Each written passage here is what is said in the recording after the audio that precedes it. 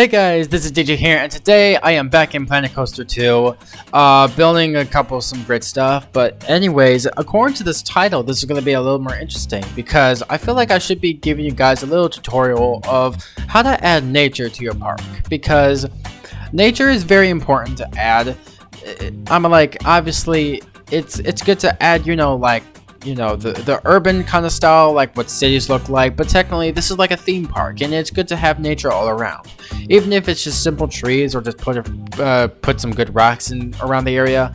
I feel like nature is very important, and if you ever do think that this video is going to be helpful enough, I feel like I'm going to be giving some good tips while I'm just going to talk you through it. So I feel like maybe just the best stuff is like start placing down your rocks first. Rocks is actually very important, and it kind of just adds the different formations of what the terrain would actually look like. So it's good to add different variations to that. And after adding rocks, it's good enough to add some different, foliage now. Adding real life is actually much more the hardest part than just adding rocks, in my opinion. But with some just good, simple steps of how to go for it, I feel like it's not so hard, because it's a lot more, like trying to go and fill in the empty spaces. And obviously in your park, you're going to have a lot of empty spaces, and obviously you want to go and fill that stuff in with some foliage. And there's some really good bushes in this game, which I really do like using. There are some even much more bigger, some much more smaller, and some with very interesting kind of looks to maybe like a simple tree or anything. Because even a really good tip is actually to use trees as bushes, which I have used it in this video if you want to go and check it out yourself.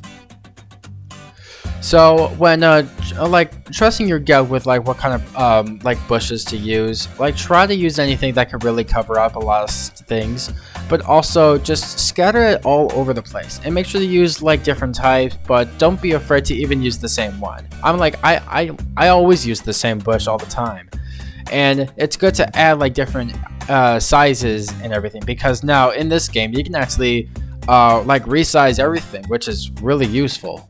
I find that very useful it's not just for bushes, but also using rocks, because if you want to go and add things in a much more smaller space, it's good to actually shrink them a bit more smaller. Or if you have a much more larger space and you don't want to take up so much time on putting so many bushes everywhere, you can actually make it much more bigger, and it's very easy, and I find this very useful. So play around with a lot of the different types of bushes and trees, and it can really start forming some really nice nature all over the place. So I was actually adding this area because this area was actually very empty between those two big slides from last episode, so I decided to go and add some nature around that.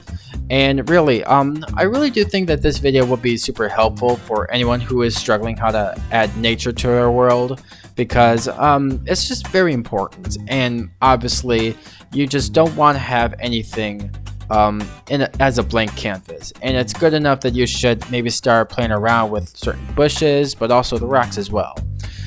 Trees is also something very important, so it's good to add some little, I'd say, height towards your nature, whether if you want to add tall trees, like really tall ones, like the ones that I just used, or something a bit more shorter, smaller, and a bit more tropical look like. I did use it just in the back over there if you want to go and check that out.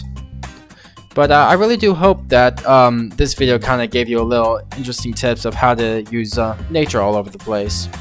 Well, after I actually started using some nature, I also decided to add some other unique items that this game has to offer. And really, look at this stuff. I do like that very much.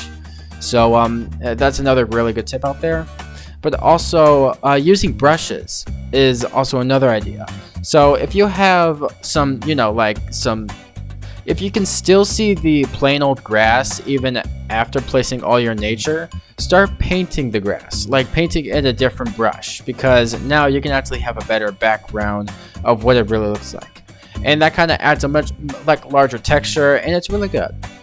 So there's a lot to learn from this video. I really do think that this is very helpful. But other than that, of adding nature in this park, I also decided to add a nice big cafeteria that you will be seeing soon. And actually, I added a really interesting design to it, so I hope you really like it very much. So yeah, that's all for me to go and say right now. But all I just want to go and say is thanks for stopping by on the video. If you just carry on watching the rest of it. So if you really enjoyed it, why don't you go and click the like button and subscribe if you want to go and see more Planet Coaster 2 videos in the future. All right, and I'll see you guys later in the next video. Bye bye.